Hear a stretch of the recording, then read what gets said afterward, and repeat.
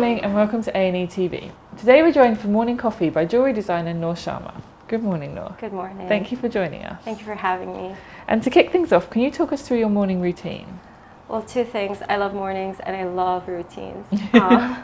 I start off my morning by I wake up just in time to catch a kiss from my daughter before she heads out to school, and then I try to get out of bed. But my cat, Faye, won't let me most of the time because she loves to cuddle in the mornings, making it hard for me to leave bed. And then I take my meds, I wash and change. I have my celery juice, and then I have my breakfast, and I start work. I prepare my to-do list for the day. It just helps me keep everything in perspective and sets the tone of the day for me. And I like to journal in the morning as well because it allows me to reflect on the day before and prepare for the day ahead. So that's mostly how my morning goes. Okay. And can you tell us a little bit about your brand and what it is that you think makes it unique? Well, my brand is based out of New York City. All the jewelry is designed by myself and manufactured by the best, most skilled artisans in New York. I'd say what makes the brand unique is that I feel like it's an extension of who I am. Okay. I love pattern, I love architecture, I love anything that's so geometric. I actually wanted to get into architecture, but math and physics are not my forte, so that didn't work for me. So instead I feel like I create wearable architecture. It's my own point of view, so I feel like it has that edge to it. And there's the other part where I feel it works perfectly well for the modern woman, and I'm not talking about working women, I'm talking about even stay-at-home moms or any sort of woman, because our roles are, as women in this time and age, have changed. They're more active, we're such a busy life, and I'm a very practical person. I don't like to overthink things, and I try to, the reason I like routines is because I don't want to think of what I want to eat today, so I eat the same thing every single day, and it just allows me to focus more on my priorities. So I feel like a woman can wear a piece of jewelry day to night. They would look great with jeans and a tee, or they would look just as good with a cocktail dress.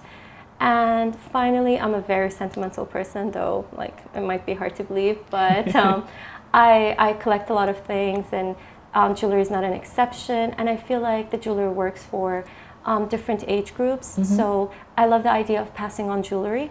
I love the idea of being able to give my daughter a piece of jewelry that I had when I was younger, or passing on a piece that my mom gave to me.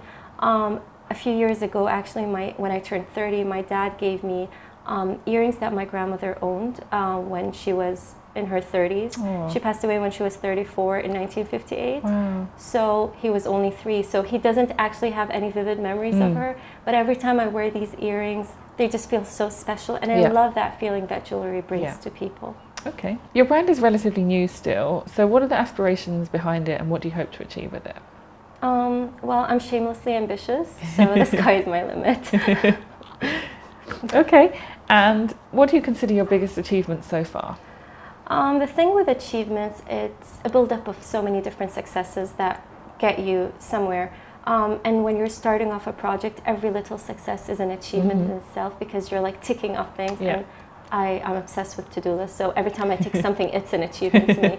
But if I had to pick one achievement, it would be launching my brand, my jewelry line, from inception to completion. I just feel like it's still a work in progress, but I'd say it's my biggest achievement. Okay, and what about your biggest challenge? Oh, there are so many challenges. There are the personal ones, such as trying to balance the work-life, like maintaining the work-life balance.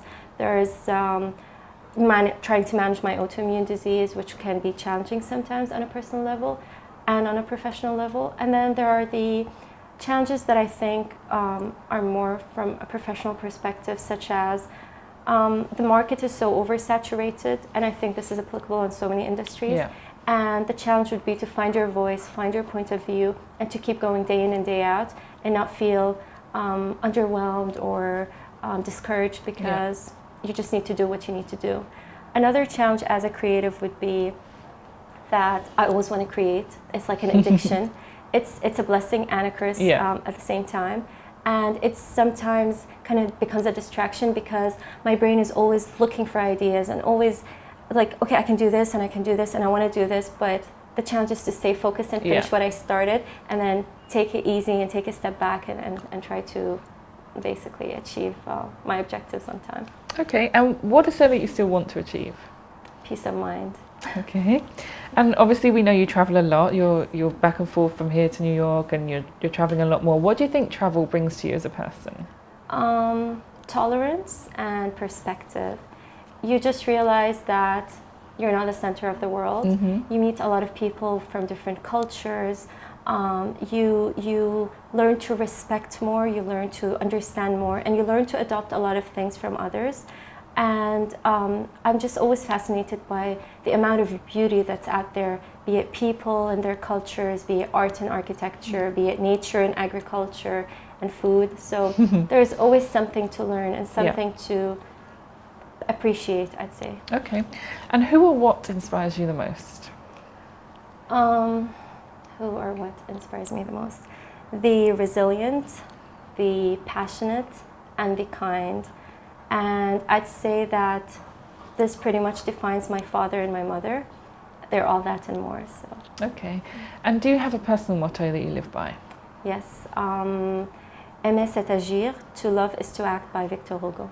Okay, and what about a professional motto? What is done in love is well done, by Vincent van Gogh. I live by these two mottos. Okay, and if you could give your younger self one piece of advice, what would it be?